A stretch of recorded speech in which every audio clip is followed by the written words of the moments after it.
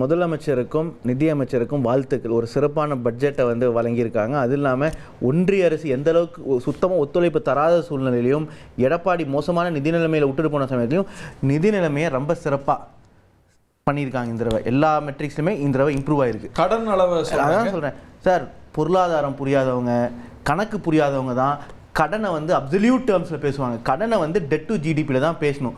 பாஜகவும் எதிர்கட்சியாக இருக்கும்போது நீங்கள் அப்படி பேசணும், அப்சல்யூட் டேர்ம்ஸ்லேயும் பேசணும். அப்போ ஏன்னா அப்போ டெட் டு ஜிடிபி ரேஷியோ மோசமாயிட்டு இருந்தது. பாஜக தான் அதிமுகவுடன் 2017 21 வரைக்கும் கூட்டணியில் இருந்தாங்க. அந்த டைம் தான் அவங்க தமிழ்நாட்டோட டெட் டு ஜிடிபி ரேஷியோ 18% 20% ஆச்சு. நிதி பற்றாக்குறை -10,000 -66,000 கோடி ஆச்சு. ஒவ்வொரு வருஷமும் 10,000 கோடி நிதி பற்றாக்குறை அதிகரிச்சே இருந்தது. அதை கோவிட் சமயத்தில் நாங்கள் ஆட்சிக்கு வந்து நிதி பற்றாக்குறையை ஒரே வருஷத்தில் குறைக்க ஆரம்பிச்சு டெட் டு ஜிடிபி ரேஷியோவும் 28% இருந்தது, 26% எடுத்து வந்திருக்கோம். ஃபிஸ்கல் டெபிசிட்டும் 3.6 கிட்ட இருந்தது, இப்போ 3.25 கிட்ட வந்துருச்சு. அடுத்த வருஷம் 3 கிட்ட போயிடும். ஒன்றிய அரசோட நிதி பற்றாக்குறையான 4-5%. அதோட நம்ம தமிழ்நாடு தானே 3.26. எந்த மாநிலம் கடைசி 2021 25 வரைக்கும் எந்த மாநிலமாச்சும் அவங்க நிதி பற்றாக்குறையோ இல்லை டெட் டு ஜிடிபி ரேஷியோ குறைச்சிருக்காங்களா அப்படின்னு பார்த்தா கிடையாது. ஏன்னா இந்த 20 ஆரம்பித்த கோவிட் 21 வரைக்கும் 22 வரை தான் நிற்கிது. அதனால நிறையா மாநிலத்துக்கு வர வேண்டிய வருமானங்கள் வரல. அதனால் மாநிலத்தோட செலவுகள் அதிகரிச்சிருக்கு. சரியா? அதுவும் தமிழ்நாட்டுக்கு குறிப்பிடத்தக்க நம்ம சொல்ல வேண்டிய காரணம் என்னன்னா, ஒன்றிய அரசோட சப்போர்ட் சுத்தமாக இல்லை. அது நிதியமைச்சர் குறிப்பிட்டிருந்தார். நம்மளோட ஜிடிபியில் கிட்டத்தட்ட 3.5% வந்து ஒன்றிய அரசு நிதியாக வந்துட்டு இருந்தது கிராண்டாக. அது இந்த 4 வருஷத்தில் குறைஞ்சி கிட்டத்தட்ட 1.5% தான்.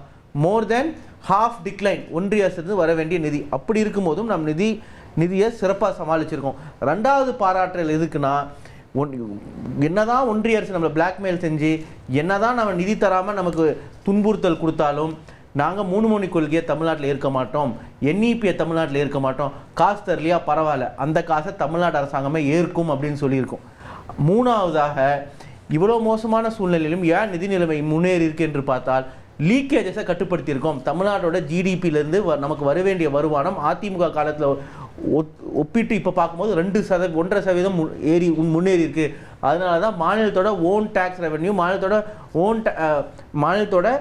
ஓன் நான் டேக்ஸ் ரெவென்யூ கிட்டத்தட்ட ஒவ்வொரு வருஷமும் பார்த்தீங்கன்னா 40%-45% உயருது. அது காரணம் வந்து லீக்கேஜஸை கட்டுப்படுத்தியிருக்கோம், அட்மினிஸ்ட்ரேட்டிவ் கேப்பபிலிட்டிஸ் அதிகரிச்சிருக்கு.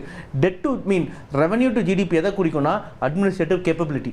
அந்த அட்மினிஸ்ட்ரேட்டிவ் கேப்பபிலிட்டி நம்ம ஆட்சியில் முன்னேறிங்கிறதுக்கு நம்பர்ஸ் ஆச்சு. என்னதான் வந்து ஊழல் அப்படின்னு சொல்லிட்டு வாயில சொல்லிட்டு போகலாம், லா அண்ட் ஆர்டர் மோசமாக இருக்குன்னா டேட்டா பேசணும்ல, நம்பர் பேசணும்ல. நான் சொல்கிறேன் டெட் டு ஜிடிபி குறைஞ்சிருக்கு, நம்பர் போய் சொல்லுமா? நான் சொல்கிறேன் ரெவென்யூ டு ஜிடிபி அதிகரிச்சிருக்கு, நம்பர் போய் சொல்லுமா? லா அண்ட் ஆர்டரில் குற்றங்கள் குறைஞ்சிருக்கு, நம்பர் போய் சொல்லுமா? அதே மாதிரி மகளிருக்கு முதலமைச்சர் எப்பயுமே முக்கியத்துவம் கொடுப்பார். அது இந்த தடவையும் கொடுத்துருக்கோம். உதாரணம் வந்து 1 லட்சம் மகளிர் வந்து தொழில் முனைவோர் ஆகணும் அப்படிங்கிறது. இன்னொன்று வந்து பெண்கள் பேரில் முதல்ல சொத்தில் சம உரிமை கொண்டு வந்தது கலைஞர் அவர்கள் 89. அதை அடுத்த கட்டமாக ரெஜிஸ்ட்ரேஷன் சொத்து வந்து மகளிர் பேரில் பதிவிட்டால் 1% கட்டண குறைவு கொண்டு வந்திருக்கோம். அது வந்து மிக மிக மிக சிறப்பான திட்டம். கடைசியாக ஒரு விஷயம், ஒரு சமுதாயம் வளரணும் அப்படின்னா ஸ்கூல் எஜுகேஷன் தான் முக்கியம். சரிங்களா? ஸ்கூல் எஜுகேஷனுக்கு 2021 அதிமுக காலகட்டத்தில் ஒதுக்கப்பட்ட 28,000 கோடி. அதை நம்ம இப்போ அதிகப்படுத்தி 47,000 சொச்சம் கோடியில் நிறுத்தியிருக்கோம். மோர் தேன் 50% இன்க்ரீஸ், மோர் தென் 80% இன்க்ரீஸ். ஏன்னா அதுதான் பள்ளி கல்வி தான் முக்கியம். To create an equal society you have to focus on education. அது இல்லாமல் சோஷியல் எக்ஸ்பெண்டிச்சர் எப்படி ஒன்றிய பாஜக பட்ஜெட்டில் தொடர்ந்து ஒரே ஒரு விஷயம் தான் கான்ஸ்டன்ட், சோஷியல் எக்ஸ்பெண்டிச்சர் குறைஞ்சிட்டே இருக்கும். 100 நாள் வேலை திட்டத்துக்கு குறையும், மருத்துவத்துக்கு குறையும், எல்லாத்துக்கும் குறையும். ஆனால் அது தவறு இல்லாமல் சொல்லியிருக்காங்க. ஆனால் நம்ம பட்ஜெட்டில் சோஷியல் எக்ஸ்பெண்டிச்சர் 80,000 கோடியிலேருந்து 1,25,000 கோடியாக உயர்ந்திருக்கு. வித்தவுட் சாக்ரிஃபைசிங் வந்து கேபிட்டல் எக்ஸ்பெண்டிச்சர். கேபிட்டல் எக்ஸ்பெண்டிச்சர் நம்ம கிட்டத்தட்ட 50,000 கோடி ஒதுக்கி இருக்கோம்.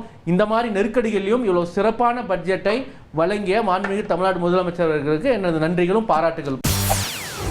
செய்திகளை உடனுக்குடன் தெரிந்து கொள்ள உடனே சப்ஸ்கிரைப் பண்ணுங்க.